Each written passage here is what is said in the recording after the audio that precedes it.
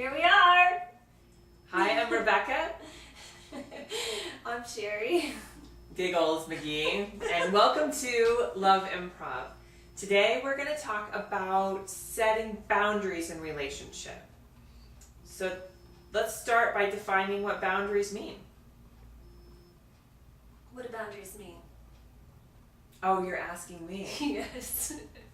We're going to start with you today, Rebecca. I know boundaries are about belief systems. They're a little mix of desires, what you want and don't want, and conviction and commitment to a particular behavior. So in short, it's basically saying, yes, I will, or no, I won't. And so when do you set those up?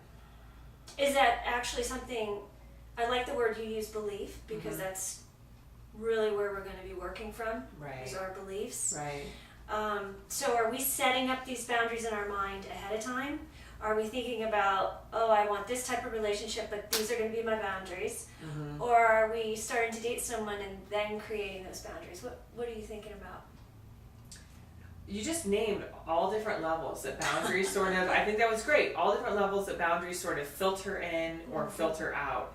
And some examples of really, I think, poor boundaries are, and some extreme examples are if someone is hitting you, if you are, or someone is verbally abusing you, and you just continue to be the recipient of that. That's a poor and permeable boundary.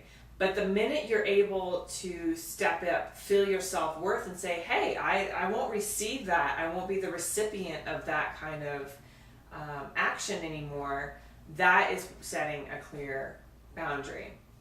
I'm sure there's some more mild examples of that. Well, I think that's a really good example, and I think it starts at the foundational level, which is your personal boundaries. Mm-hmm. Those are boundaries that you will not allow be crossed by anyone, family member, boyfriend, friend, whatever.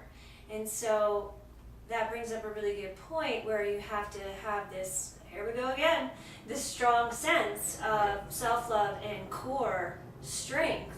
Right. That you have conviction, as you use that word, Right. to not allow people to cross your personal boundaries. I love that. So how do you set boundaries? I think experience is a real influencing factor. Yeah. And there's a lot of trial and error. There is. There's a lot, and boundaries are very much about knowing yourself, knowing your limits, again, your belief system, and what you can hold to and what you can be flexible with.